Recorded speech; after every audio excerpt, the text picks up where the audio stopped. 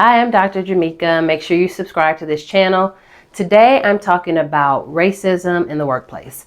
So I want you to focus on ways that you can identify racism or discrimination in your workplace. Now, they're all different types of workplaces, so I don't want to really stereotype as to one field or another field, but I've really seen this with my patients across all different fields.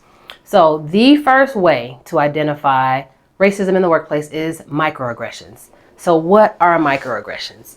I talk to my students about them a lot. So these are slights, I'll call them. Slights that can occur in a workplace when one person is interacting or speaking with another person. So a microaggression example could be something like, oh, you speak well for an Asian person, or you speak clearly for a Black person. So that would be a microaggression. Now, over the years, my students have really debated, like, how is that micro?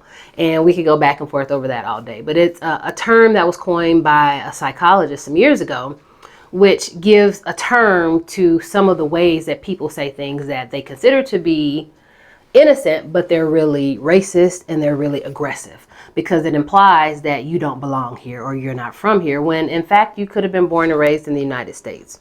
So a microaggression, that's one way you can identify racism in the workplace.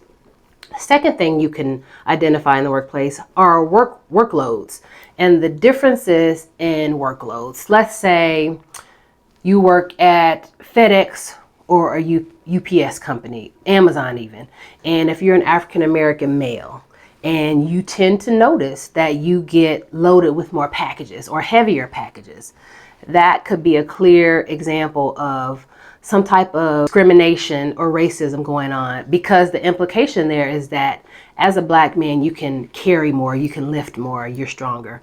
Now, there could be some real life differences as far as who can pick up more or carry more, but in a workplace, all those things should be equally or evenly distributed. So, number 3, one of the things that you can notice in a workplace environment would be stereotypes. Some of these stereotypes could be implicit and some of them could be explicit.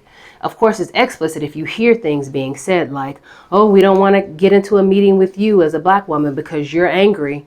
That's a stereotype. That could be, again, explicit. It could be implicit if you're in a meeting and someone says something that may be a little tricky and slightly racist, and everyone looks at you as a Black female because they think you're going to have this outrageous reaction and get angry.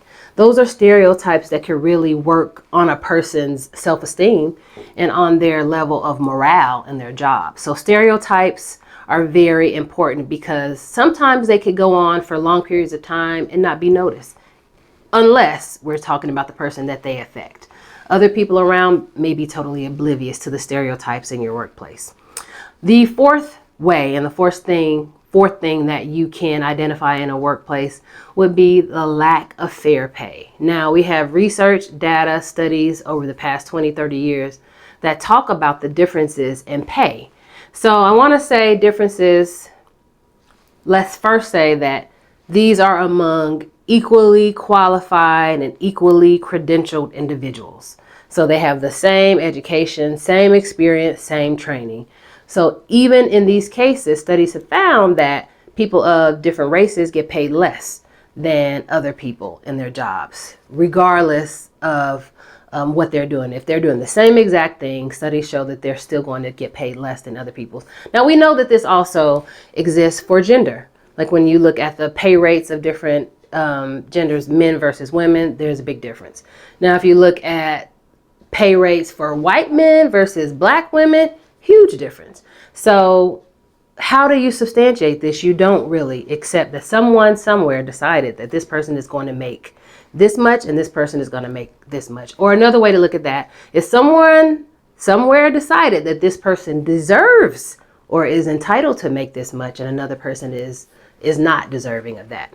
So these are things that may not be easy to find out or may not be easy to detect, because not a lot of times do people at work talk about their salaries or their pay rates. But if you can find it out, these are things that can help you identify if racism or discrimination is going on in your workplace.